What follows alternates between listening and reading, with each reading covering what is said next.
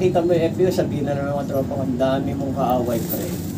Kasi real talker ako eh. Oo. Kung ano totoo, dun ako. Pagka hirap, lalo na nagkaka-hadrace na, ito, sinasabayan ko ng Supra. Tapos Monday ako is tsaka with honey. Ito yung honey. Ito, mga gamit talaga ni Sir Omi. Oh.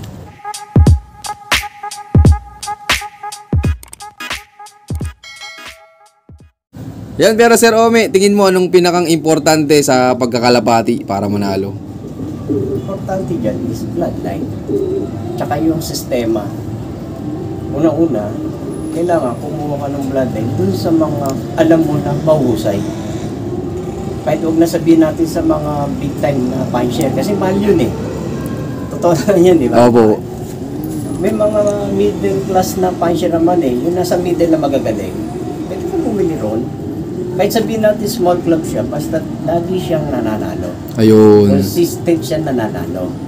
Diba? Kung makakakuha ka sa big loop na matibay, talagang tutuloy na nananalo, maganda. Pero sa akin sa pag-ibig, hindi ko tinitingnan kung big loop o small loop eh. Importante sa akin, proven line. Yun, ang maganda. Kasi tapos na ako sa pagkuha sa mga big loop eh. Oo. Araw no 90s, direkta ako kay Victor eh. Kay Mariano, sinama ako ni Roberto yun, direkta kami dyan eh. Tapos na ako ron eh. Opo. Ang sa akin, yung proven na line ng mga na-develop ng mga kaibigan ko tsaka kakilala ko. Kasi sa pag-iibon, nung araw, wala kang makukuha mga inbreed na kagaya nung ngayon. Katulad kay Victor, bigyan ka o lahi ng Vandenbroek, lahi ng Semline ng 52, lahi ng Conipios. Ikaw magpe-pairing nung para makakuha ka ng tinatawag na golden pair. Ngayon, yung iba ngayon, mabilis na. Inbreed ni ganito, kukunin mo na lang eh. Imamatch mo na lang eh. Diba? Tapos tuturuan ka pa ng sistemang binilan mo. Kaya marami natuto at magaling ngayon. Nung araw, iba.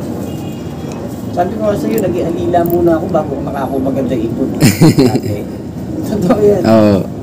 Tapos, paluloko ka pa, no? Yun lang.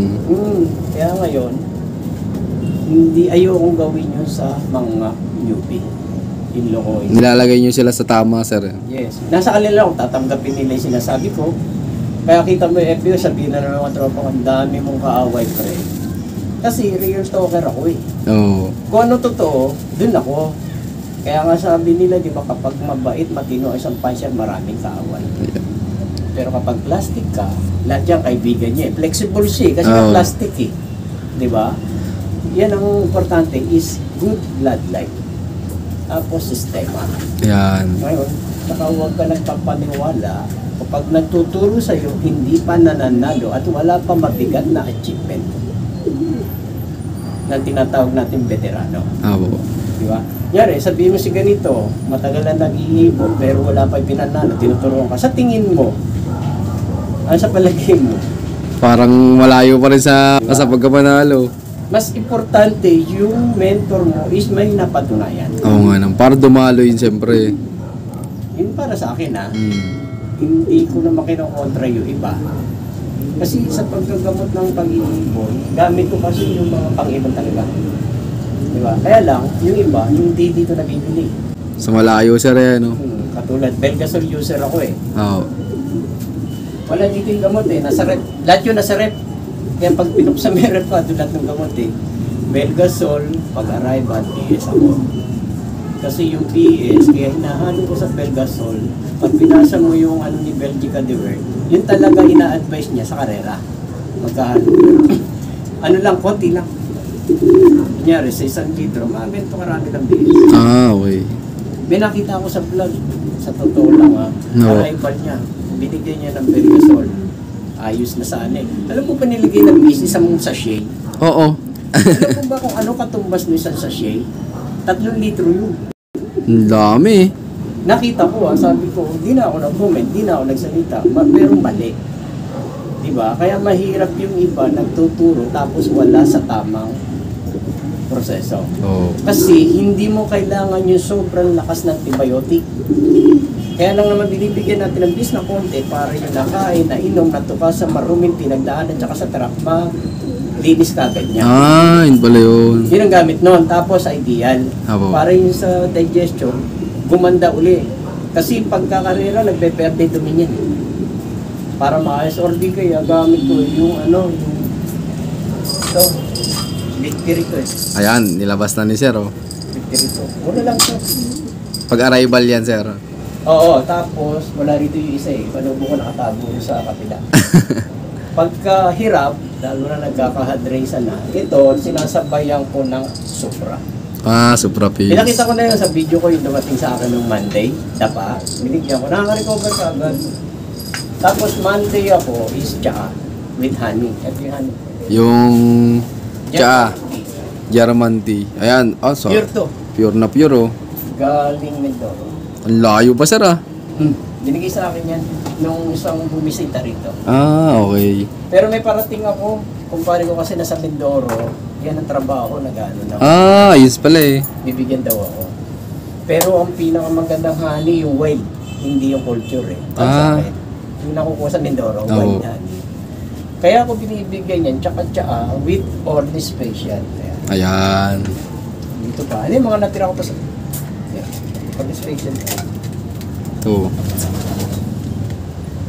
Bukas yan na. Hmm. Namit ko yan pa yung BS ko. Ito, mga gamit talaga ni Sir Ome, oh. BS. Yung tsaa, tsaka to, inahaluan ko. Alam mo kung bakit inahaluan ko ng tsaa? Para kung sakali nakainom ng toxin. May dumi. Monday, Lunes, Linggo pa lang, tsaka Monday pa lang, naglilinis na ako ng ito. Ah, yun. Kasi yun tsaa ko, merong pang ano sa bituka, panlinis tsaka pang respiratory. Ah, kompleto na pala, sir, ano? Kaya lang sinusundutan ko ng Orni. Orni special para malinis talaga yung respiratory. Tapos Martes ko, liver tonic. Wala yung rito yung liver tonic. Nasa rep. Wala sa rep yun. Ah, kailangan po lagi nasa rep. Tapos ang ginagamit ko is mineral water. Kasi kaya sa mineral water, nagtatanong sila, Sir, bakit yung gamot ko para wala epekto? Una kong tinanong, saan ba nilalagay yung gamot? Lawasa raw. Hindi pwede, kasi malakas chlorine nun. Kaya matatalo yung ng chlorine, yung gamot. Kaya ginagawa ko yung yung nabibili sa galon, na wala na sa Wilkins. hindi yung kahit yung mineral lang na tigta 25 pesos. Ah, yung 1 liter. Yung isang galon, Ah, isang galon na. kasi pag yung branded na distill, mahal masyado. Mm. Baka mag-away na kaya asawa mo. Siya mineral na tig 25 lang, tapos yung ibo mo naka-Wilkins. Okay na yon yung sa yung 25. Ah, po. Okay na yun. Doon ko nilalagay yung gamot hanggang Friday yon. Yun ang pinainom ko. Friday wala naman tubig na eh. Yun pa rin ang tubig yung pinapainom ko. Para talaga walang halong chlorine. Pag sa breeder, sir, naka-mineral din. Ayan, yung pasingaw. Ah, to binababad ni sir, oh. Pasingaw yan. Nakapasingaw yan. Isang araw, 2 araw.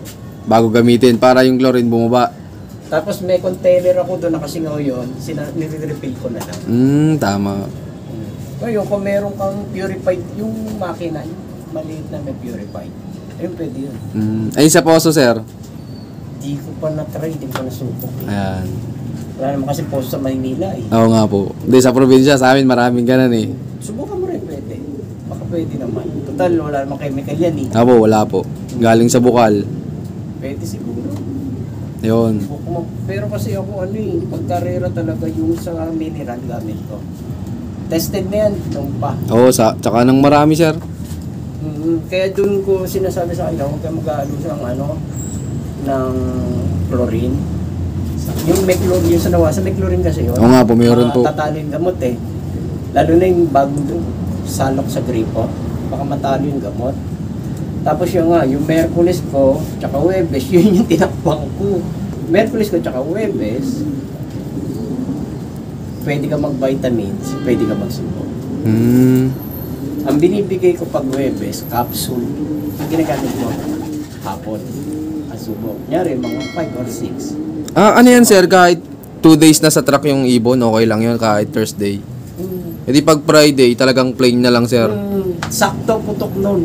Linggo pa, ano. Linggo, sakto yun. Sakto yun. Sabay, ano na ni sir yun, gamay na eh. Ngayon, kapag first, second, third lap, isang capsule lang ako. Pwede. Kapag nag-fourth, fifth, dalawang capsule na. Mercury's Webes na yon. Sinubukan niyo yun, sir, kay Bubbles? Lahat yun, natikman ni Bubbles yun. Pati yung kay Jericho. Oo. Pati iba tinuruan ko, natikman nila yun. Pagka 5-6 lap, dalawa na. Pag 7 lap, consistent life siya, dalawa pa rin. Pagka tawid agad, a-adjust uli ako. Tapos kapag butas, may isang capsule ako ginagamit naman. Pang-experiment. Hindi, yun na yung pang... Sakto na sa kanya yun. Ano ba tawag nila sa words na yun? Tinatawag nila pansunog, ika nga nila. Pero totally, hindi naman pansunog yun eh. Pandagdag lakas sa ibon. Ah, okay. Tinatawag lang nila pansunog eh. Hindi, para sa akin, pandagdag power sa ibon. Ayun. Ginagamit ko yung kapag butas na yung Ibon. sa karera. Yun. Ginamit ko doon sa 3 butas yun, kay Jericho. Alam mo ba na unahan pa mag-plaksin nila kay Mokang?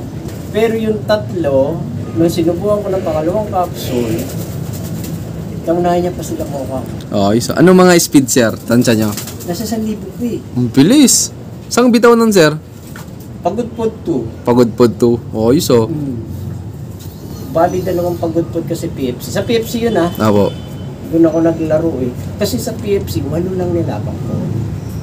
Yung 8 na yon, sa totoo lang ah, hindi ko naman naubos yung ibong ko sa sakit. Gusto mo pakita ko sa yung sing-sing? Nakwento pati ni Sir Jericho, binlag namin yung ano niya, yung Dapo Herbs. Dahil daw dun, sir, naka-recover nyo pa iba. Alam mo ba, panlaban talaga namin sa PFC is 30 plus na ito. Oo nga, sir. Nung huling bisita ko dito, ang dami. Dami na, di ba? Nakita mo. Tapos sa CP ko, 15, nawala nga yung 3 sa Turo. Opo. Isa sa Balbog sa ano.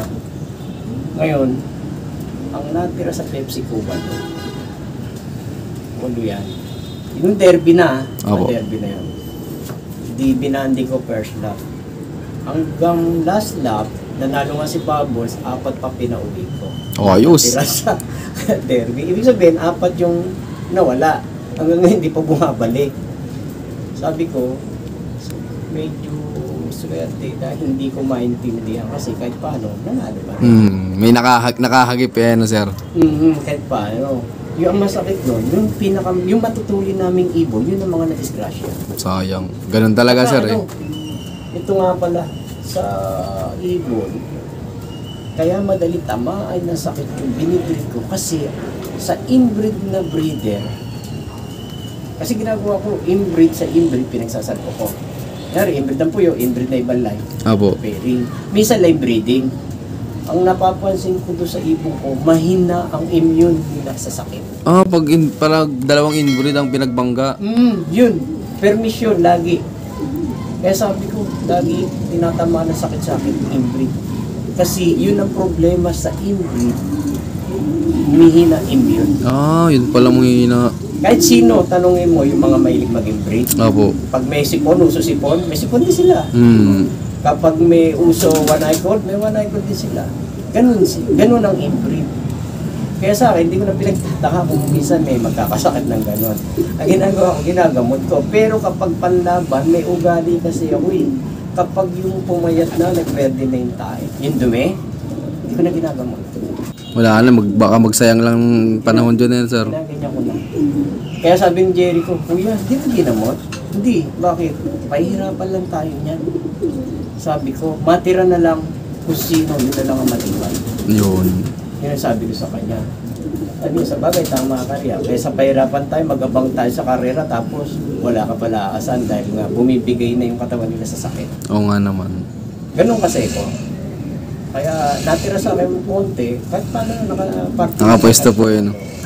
Yun, congrats kay sir.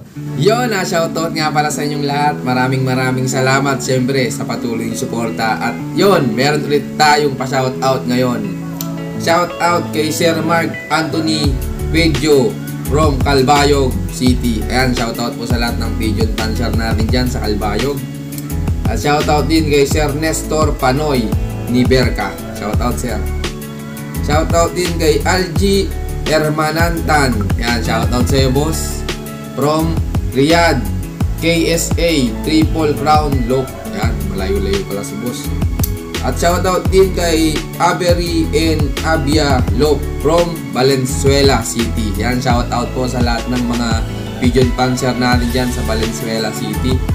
At syempre, shoutout din kay Segundina Loop from Bulacan. So yon, maraming salamat sa patuloy yung suporta mga kaibon. At sa mga gusto bang magpa-shoutout, mag-comment lang kayo dyan sa baba. At syempre, share na rin. So yun, abangan nyo yung part 4 nung napanood yung video. At big shout out kay Sir Omic Sarmiento na napakalupit. So yun, keep watching and God bless you all. Thank you.